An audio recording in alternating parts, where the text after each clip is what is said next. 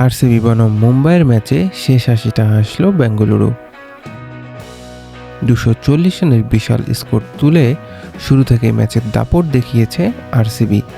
Feel সল্টের 36 বলে 78 রানের ঝোড়ো ইনিংস আর রজত পাতিদারের অগ্রাসী ব্যাটিংয়ে চাপে পড়ে মুম্বাই ইন্ডিয়ান্স। অন্যদিকে বিরাট কোহলির 50 রান করলেও স্ট্রাইক রেট ছিল ধীর। জবাবে ব্যাট করতে নেমে লড়াই চালায় মুম্বাই। রাদারফোর্ডের 71 রানের দুর্দান্ত ইনিংস ও হার্দিক পান্ডিয়ার 40 রান ম্যাচের উত্তেজনা বাড়িয়ে দেয়, কিন্তু শেষ পর্যন্ত 222 রানে থেমে যায় মুম্বাইয়ের ইনিংস। 18 রানে জয় পায় আরসিবি। তবে এই ম্যাচের পর সবচেয়ে বড় দুশ্চিন্তা দেখা গেল রোহিত শর্মা ও কোহলির চোট। রোহিত শর্মা হ্যামস্ট্রিং সমস্যায় মাঠ ছাড়েন, আর কোহলিকেও ফিল্ডিংয়ে দেখা যায়নি। সব মিলিয়ে জয় পেলেও চিন্তা বাড়ল দুই দলেরই। এদিকে দিনের প্রথম ম্যাচে দাপট দেখালো গুজরাট টাইটান্স। 164 রানের টার্গেট তাড়া করতে নেমে শুরু থেকে অগ্রাসী ব্যাটিং করেন শুভমান গিল ও জস বাটলার।